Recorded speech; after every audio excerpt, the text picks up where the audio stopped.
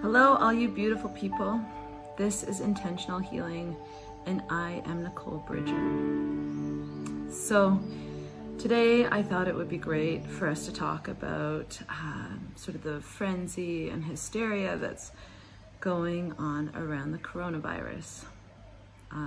I am not a health professional. What I wanted to talk about or give perspective on is in relation to the work that I do, and more getting perspective on why we as humans freak out, what's going on here on a bigger level, and what we can do while this is going on to stay calm and centered, but still proactive. So for a lot of people that I've talked to, this is a very heated topic. Whether you are one that is really living in fear and scared of what's going on, or you're on the other side, that you're feeling even angry and frustrated about all the hysteria, and just wish everybody would relax a bit. So we'll address both sides of the coin, but I know that people are feeling pretty passionate, whichever side of the coin you're on. So before we begin, just take a deep breath. Notice where today your mind is out there in the world, where it's needing to make decisions and where it's distracted. And with that deep breath, just calling in all of that thought energy into your body for these next few moments together. All of those things will still be there when we're done. And when you feel ready, coming back. So first of all, again, I'm not a health professional.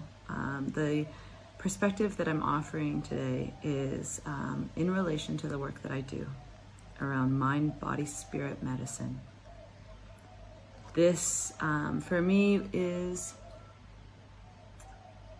to help give some perspective and to have an understanding of what's really going on in the human psyche on either end of the spectrum.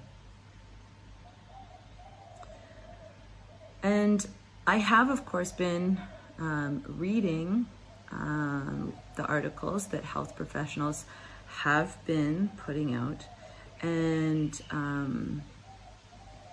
I can see that they have yet to determine exactly how serious the coronavirus is.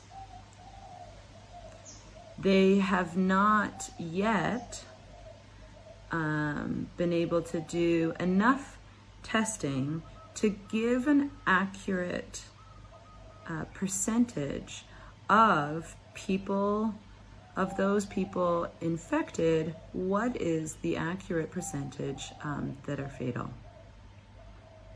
So right now, we don't have enough facts to really know the severity of this virus. We do know that it's contagious. We do know that it affects elderly people. And so what can we do with those facts? Now, to me, until we have those stats, it's important for us to also look at the flu. And the flu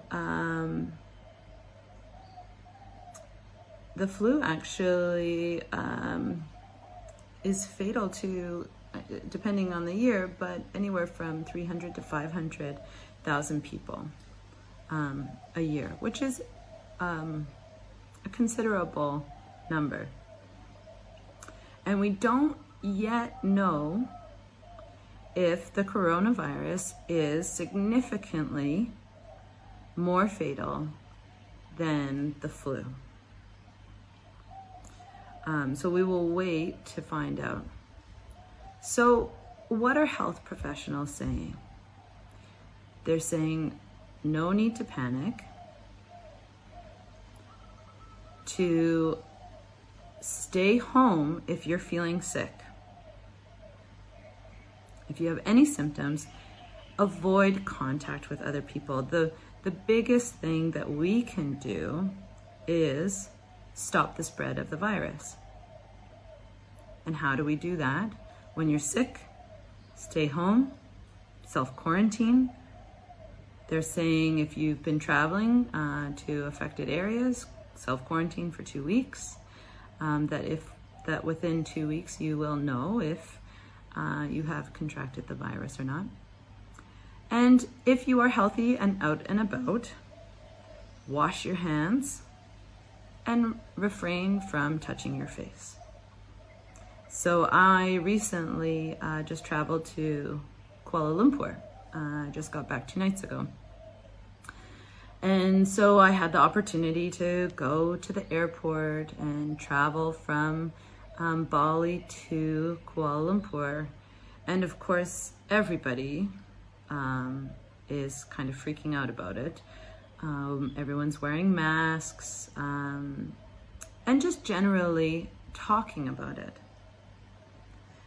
The health professionals have said that the masks do not help you from getting the virus. In fact, there is an argument that wearing the mask makes you touch your face more because you're constantly adjusting it, and that's what you want to avoid.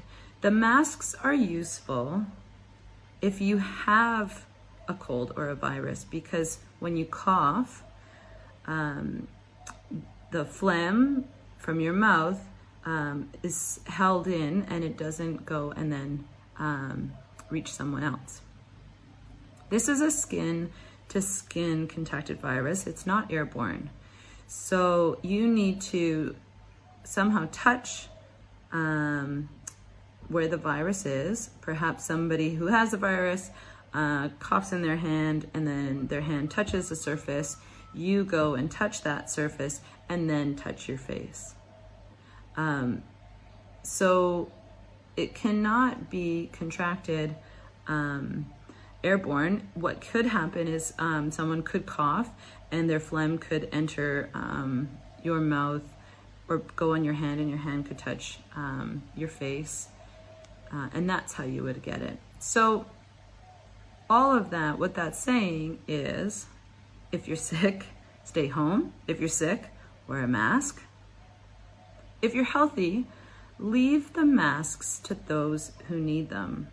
I keep hearing about places out there that have run out of masks for people that do need them, whether they're sick or they are health professionals that are attending people with the virus. They need those masks. Even the just health professionals that also might be sick, they need to contain the virus within them. So those factors, as well as again, washing your hands and don't touch your face, which is actually quite tricky because we touch our face like 50 times an hour apparently. So that is essentially the advice from the health professionals. So now I wanted to give a little lens on why are people freaking out. So I want to explain to you something called the circle of influence. We all have a circle of influence. What's within our influence are things that we can affect, can change, can control. So things like what we choose to eat, the relationships with our family,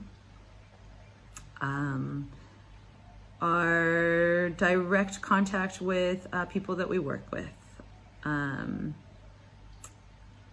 Things like that are within our circle of influence. We can create change in those areas. So pertaining to the virus, what's in our circle of influence? Well, we can stay home, we can wash our hands, we can be educated on what's happening, and we can remain calm. What's outside of our circle of influence? So things like global politics, where we don't have direct influence. Things like what's going on out in the world that we cannot control directly is outside of our circle of influence. So what's happening right now is that often people can, out of fear, want to focus on the things that are occurring outside of their circle of influence. So remember, in the work that I do, whatever you focus on will grow. If you focus on panic, feeling out of control, feeling like a victim to what's happening, then this will grow. Your fear will grow. And that is what creates hysteria. People lose their centeredness and begin to feed the fear that actually thinks that being in more fear will somehow will somehow protect you.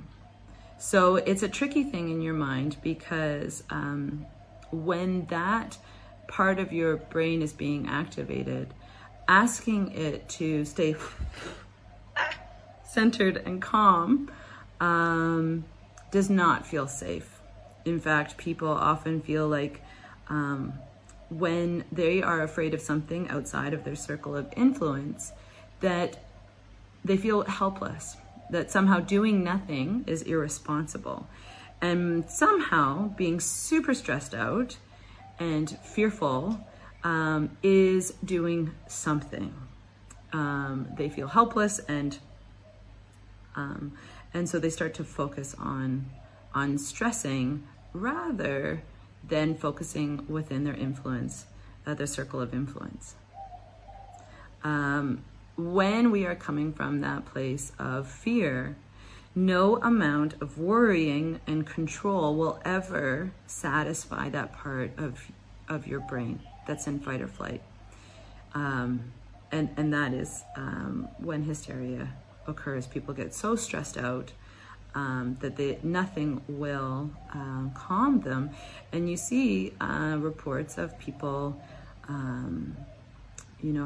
attacking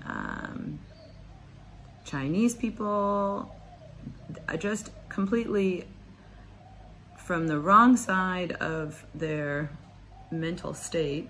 Not wrong side, but from this place of such fear, they allow that part of them to take over, and it's not reasonable, if that makes sense. And nor can they even reason with that side of themselves. So if we start to understand what's going on with people, why are they getting so terrified, you can see it as a kind of addiction, actually. When people feel helpless and they're in such a state of fear, that the worrying becomes addictive, the stress becomes addictive, and you are artificially soothing the fear mind.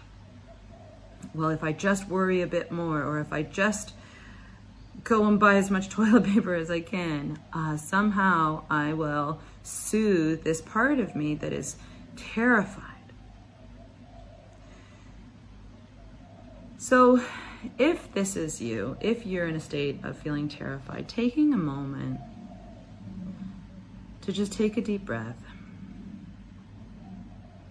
and recognize that you are not in this moment actually in danger. Your life is not being threatened. Taking a deep breath and asking yourself, what is it that I'm really actually afraid of?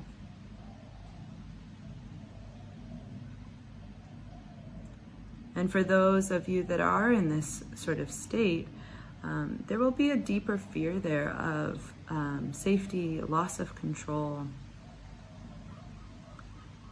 And this is an opportunity for you to heal that part of your mind that has taken over.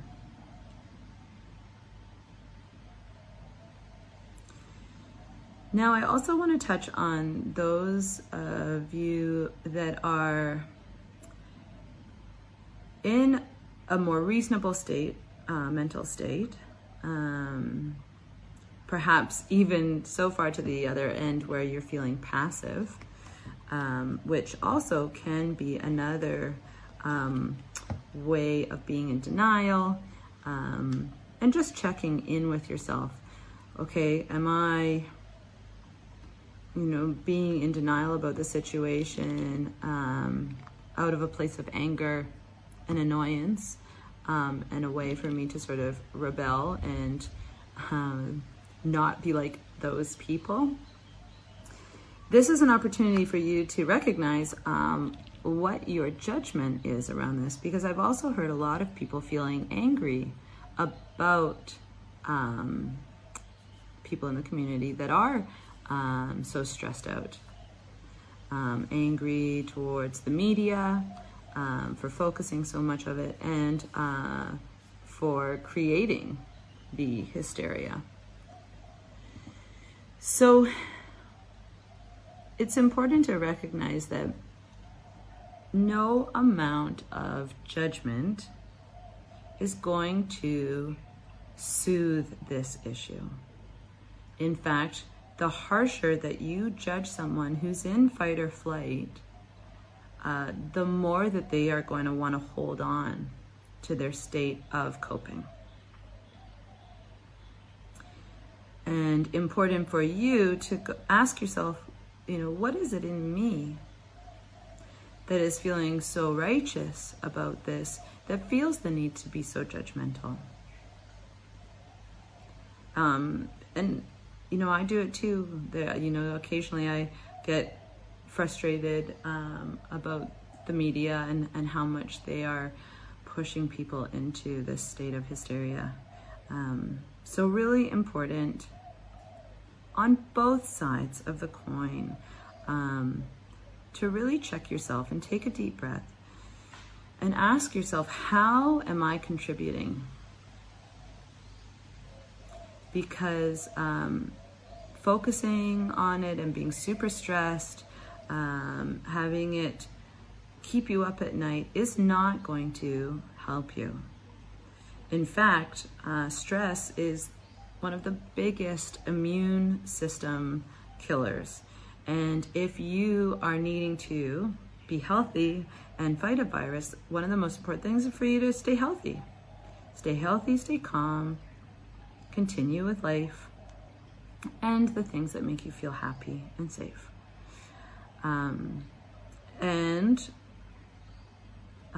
To check yourself if you're on the other side of the coin, where you're feeling angry, judgmental of those in hysteria, angry at the media, to ask yourself, how am I contributing right now? Because being judgmental on an energetic level is not helping this. It's actually holding it fast.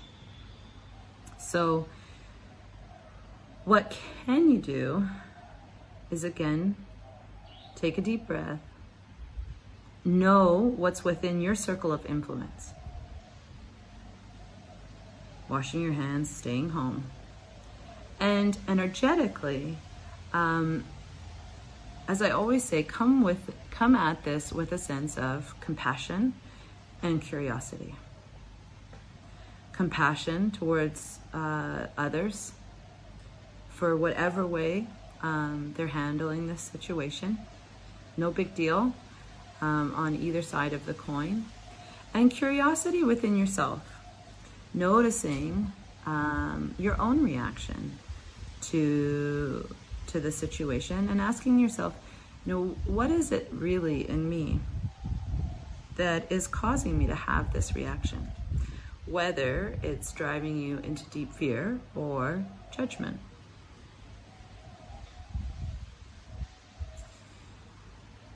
Because if you have been following me for a little while, you'll know that your thoughts are energy. It doesn't have to be something that you say to somebody. Even just holding a thought of judgment towards somebody else, you are transmitting that energetic field. And it is up to you, and only you, to look inside and ask yourself, what is it in me that's wanting to hold this thought, this belief? And sometimes we hold a kind of righteous belief where I'm not that kind of person.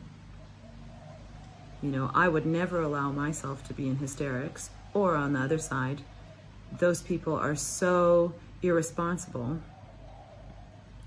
I would never be like that. And the judgment kind of allows us to keep these limiting beliefs. If that makes sense to you guys. So this, of course, we're just in the middle of it. It could get worse before it gets better. It could also fizzle out if the health officials are really able to do a good job of containing and testing and stopping the spread. But what I really wanted to get across today was that stressing about the situation in no way helps. Stress and focus on the fear of what's happening is energetically going to build it. So take responsibility for your own thoughts. Am I contributing to the growth and spread of this virus through my thoughts of panic and fear or judgment and frustration? Or am I contributing to the safety and well-being of everyone? Not by being naive, but by really intentionally being educated and intentionally focusing your thoughts where they're going to be most helpful. That's a huge difference. So please, I'm sure that this topic is going to spur up many comments and feedback. Please reach out to me. Again, I am not a health professional. This is my perspective from the sort of mind, body, spirit perspective for the health and well-being of everybody.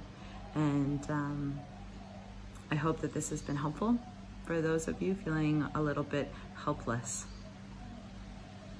I wish you a blessed, blessed day. Thank you.